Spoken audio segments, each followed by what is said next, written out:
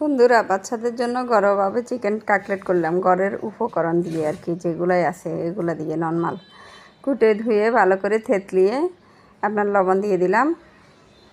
তারপরে জিরা ধনিয়ার গুঁড়া, সাথে লং, তেজপাতা, দারুচিনিরও একটু এগুলাতে ছিল, মশলাতে আর দেওয়া লাগে না বাড়তি করে। হলুদ গুঁড়া, মরিচ গুঁড়া, সয়া সস,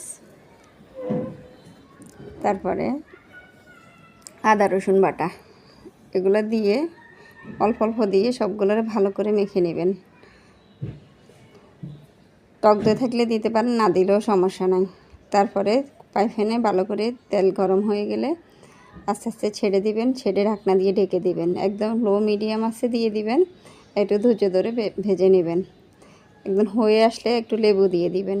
এই তো তৈরি হয়ে গেল। বাচ্চারা একদম যারা না খায় এগুলোও খাবে, আর এগুলোর জন্য বাচ্চারা বেশি ইন্টারেস্ট খেতে। আপনারাও ঘরোয়াভাবে এরকম তৈরি করে দেখতে পারেন, বাচ্চাদের আর কোনো অভিযোগ থাকবে না। আল্লাহ হাফেজ, ভালো।